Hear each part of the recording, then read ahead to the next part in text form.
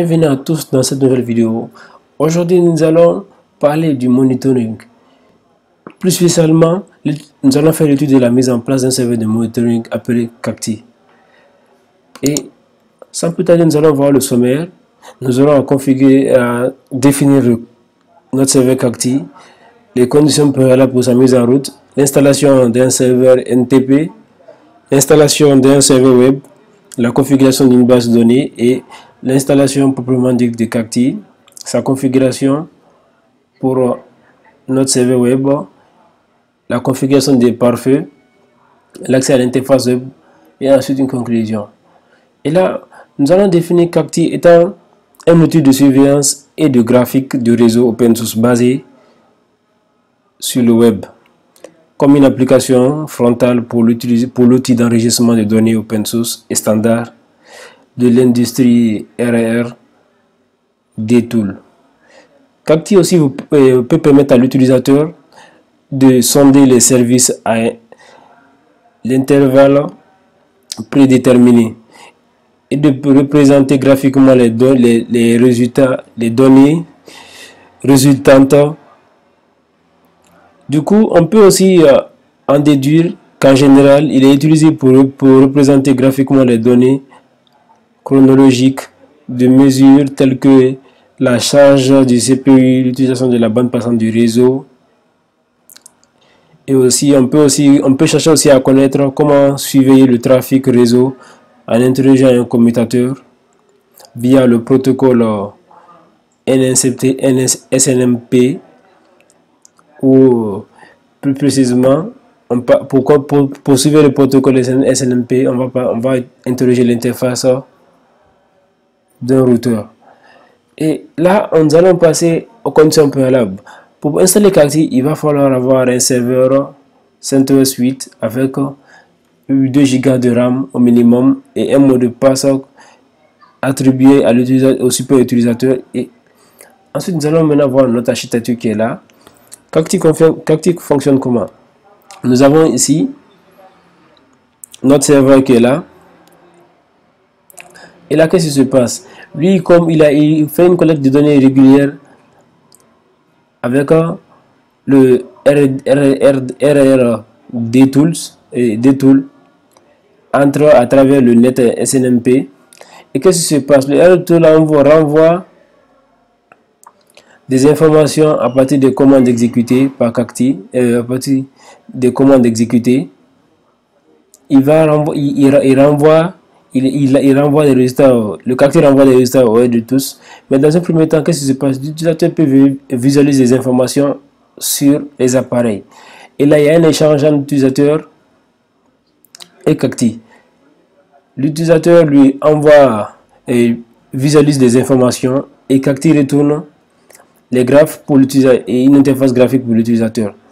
Et là, qu'est-ce qui se passe? Une fois que Cacti reçoit les informations visualisées sur l'appareil, il renvoie ça à une base de données MySQL où on doit faire correspondre le dispositif à un fichier. Ensuite, qu'est-ce qui se passe? Toutes ces informations sont renvoyées au niveau des RR des tools. Et là, ensuite, ces informations reçues par les tools sont transmises par le serveur qui collecte les données. Et après, partage les données aux RR tools.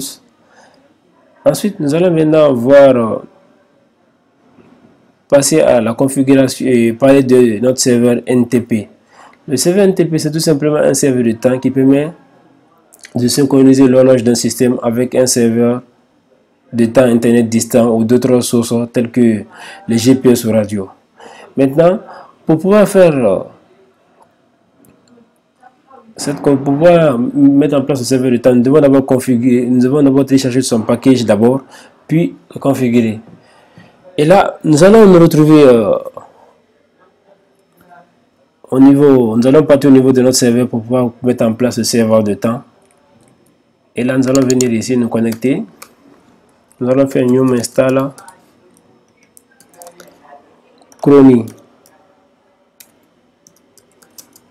Et là, on va s'assurer que notre connexion, nous sommes connectés à Internet et c'est bon. Là, nous allons lancer l'installation de notre package Chromie.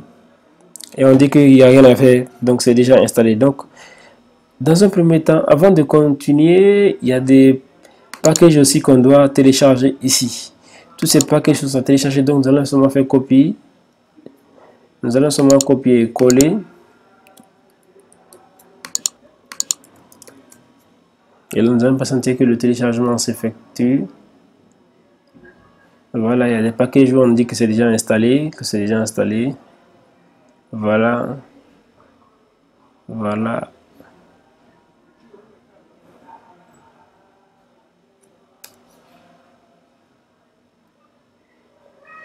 Donc tout est déjà installé ici. Donc ce que nous allons maintenant faire, nous allons faire vim/etc crony.conf.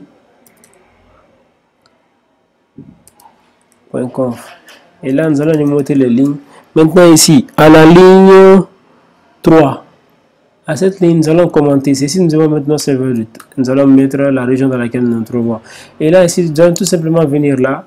Vous venez ici. Vous tapez NTP Africa Dakar pour avoir un serveur de temps en fonction de la zone où vous vous trouvez. Et là, on va copier cette ligne et venir ici. Et nous allons mettre pool. Et nous allons coller. Ensuite, mettre maintenant ça. Et là, après maintenant, qu'est-ce qui va se passer? Nous allons aussi aller à la ligne 26, à la ligne 23.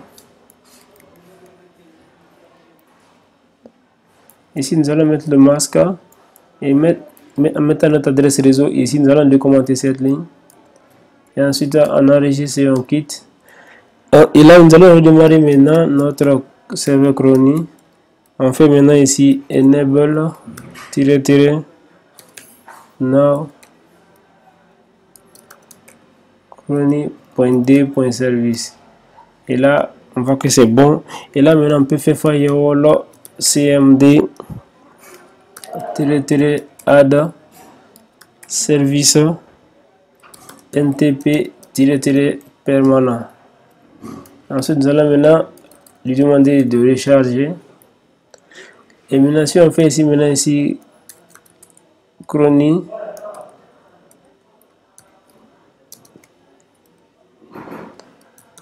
et on fait source, et là on voit ce qui se passe. Donc après cela, maintenant, ceci étant fait, vous aurez aussi après à configurer le serveur de temps sur un serveur, sur un client. Mais pour notre cas ici, puisqu'on n'a pas un client Linux, on aura utilisé un client Windows pour l'intégration, donc pas besoin de l'utiliser pour le moment. Mais à l'ajout d'un client Linux sur Cacti, dans Cacti, je vais vous montrer comment faire. Donc on se retrouve dans une prochaine vidéo pour la mise en route de notre Cacti.